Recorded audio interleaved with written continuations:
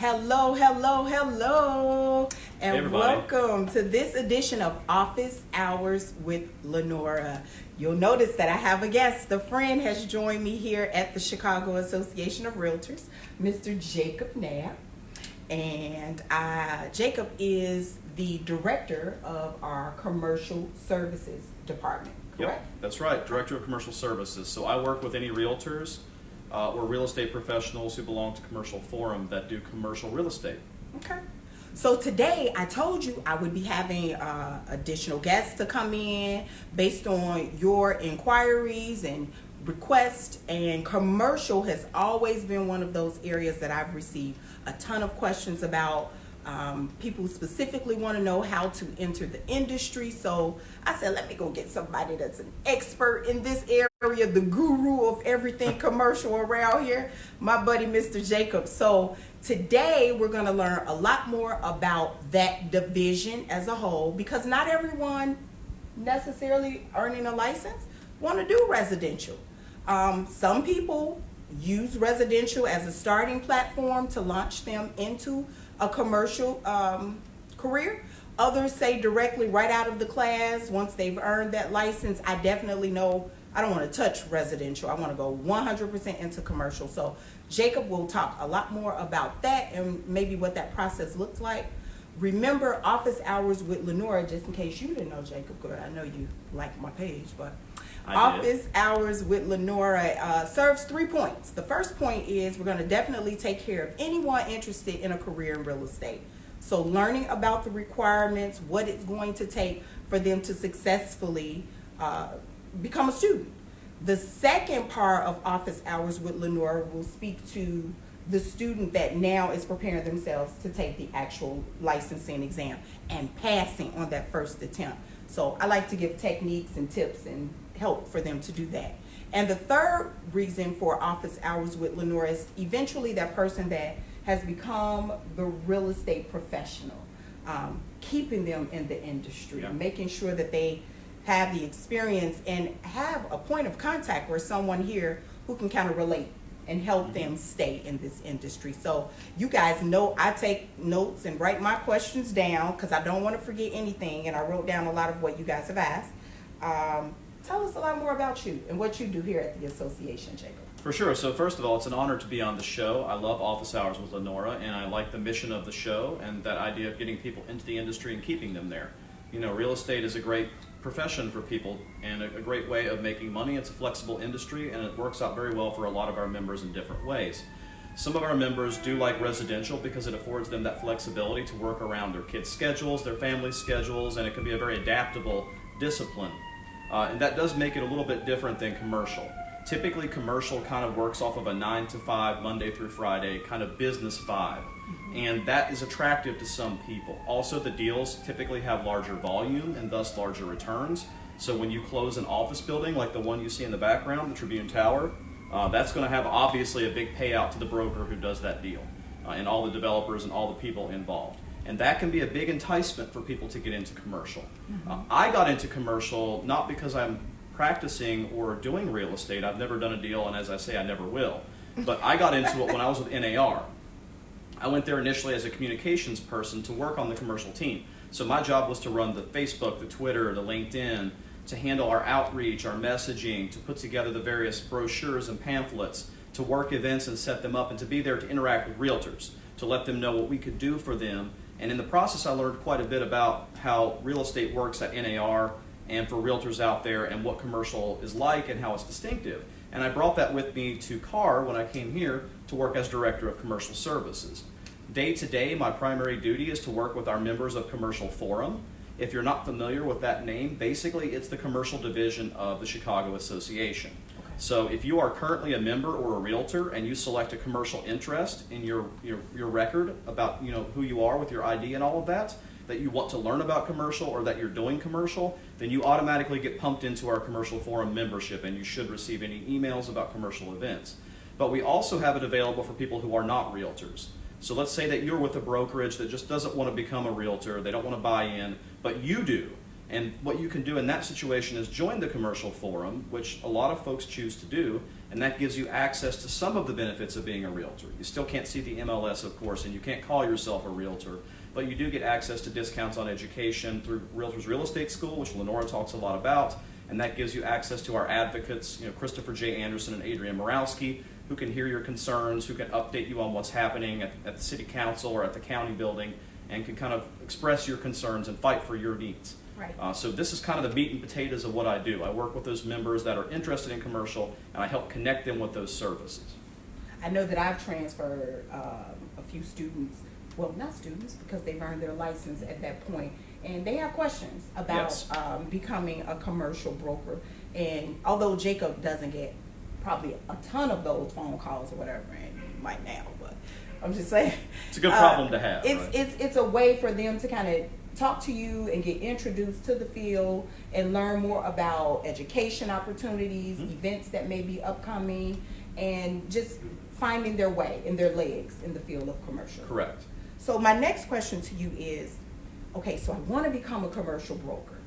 Do I need any experience? Once I've earned my license, this is day number one after Yep. I've secured the license and all of the training and everything and the office that I'm going to be working in. I go in and I tell them I definitely want to do commercial. Do I need any experience in the industry to do that? It's a great question, and it's one that a lot of people have, so it's a very common question. And if you're confused about commercial or how to get entry into commercial, you shouldn't feel that you're stupid or misinformed, or maybe other people know things you don't, and that's embarrassing. A lot of people don't understand how it works. It's very common. And some of that is just because, it's just a little different than residential, and some of that is kind of by design. Realtors in general, if you look at our overall membership at the national level, the National Association, as the largest trade association in the world, has over 1.4 million members. And National Association of Realtors. The National Association of Right. Realtors. Okay. And we know that of those 1.4 million realtors across the country, probably 70 to 80% of them do residential.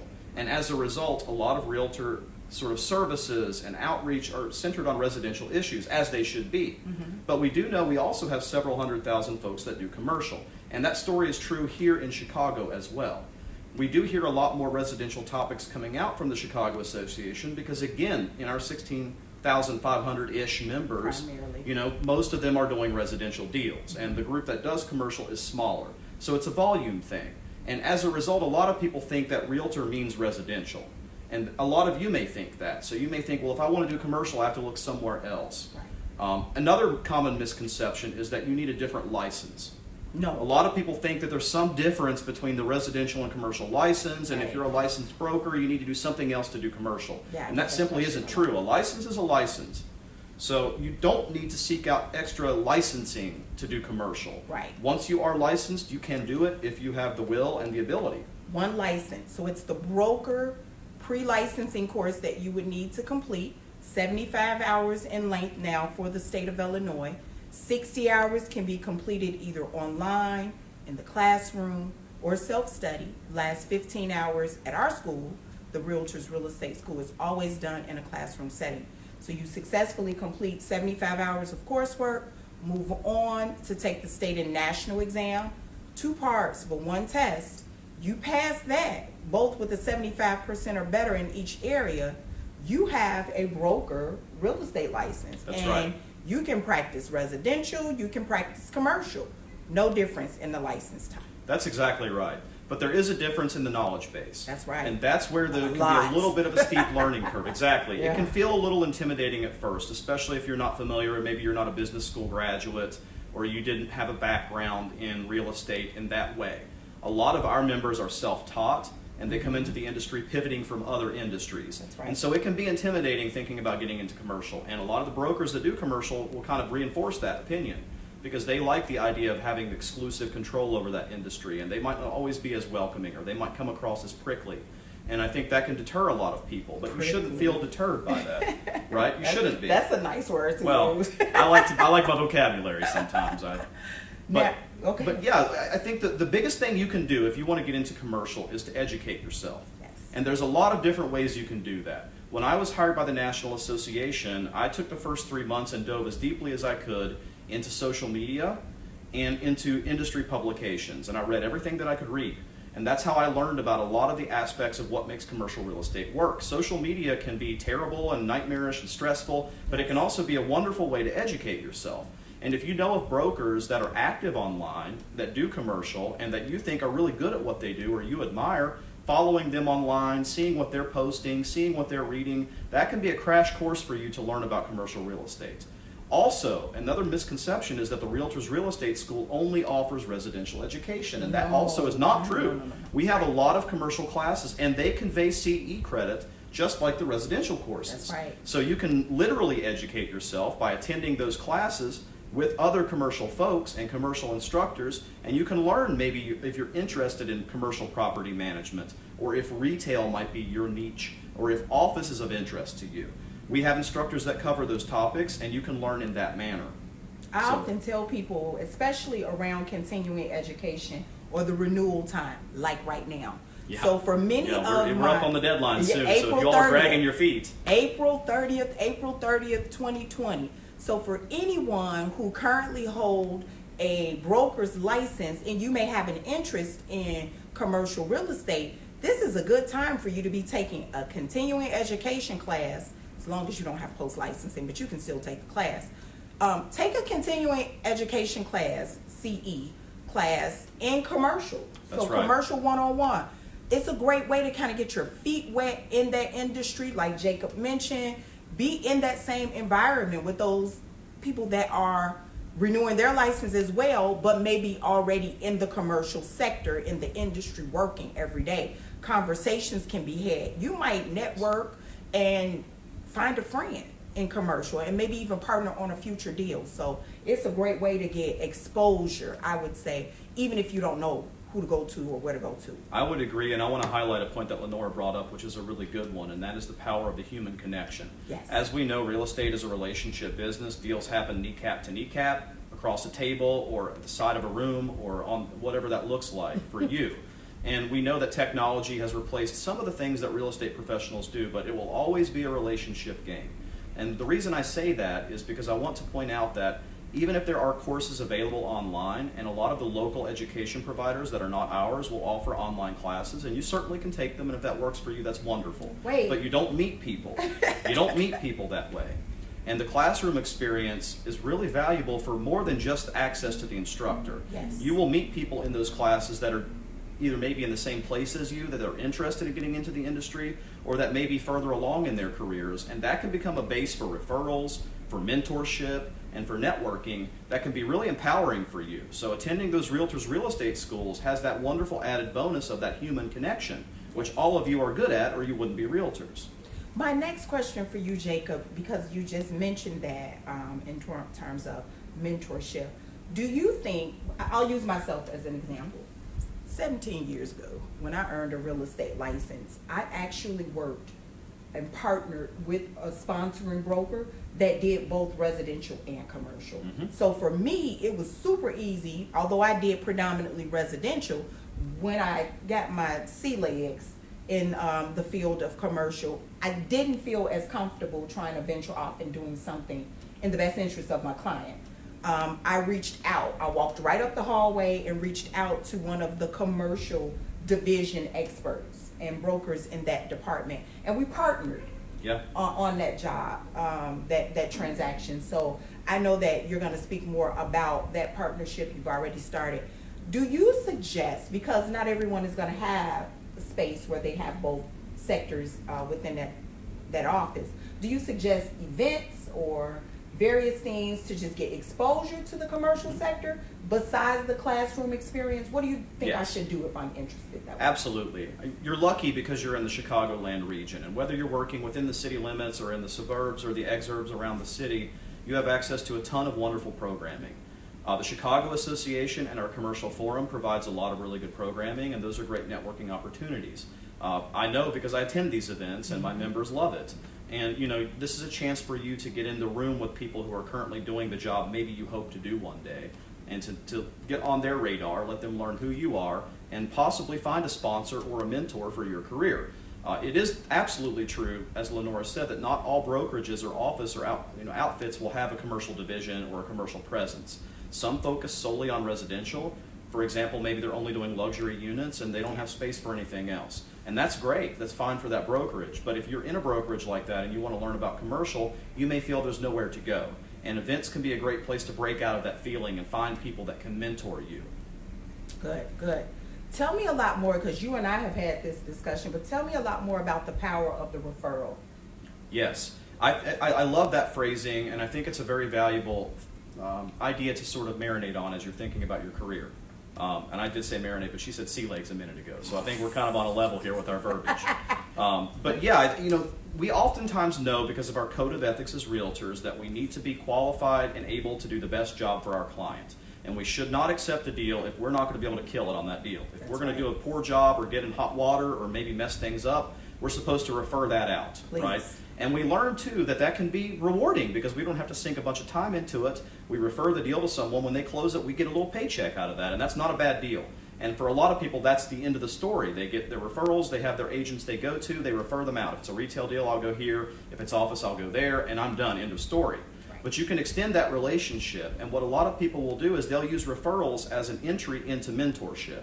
So they may say, for example, Bill, I always send my industrial deals to you, and that's worked very well for us, but would you be interested this time, instead of paying me my referral fee, perhaps letting me shadow you on this deal and learning what you're doing?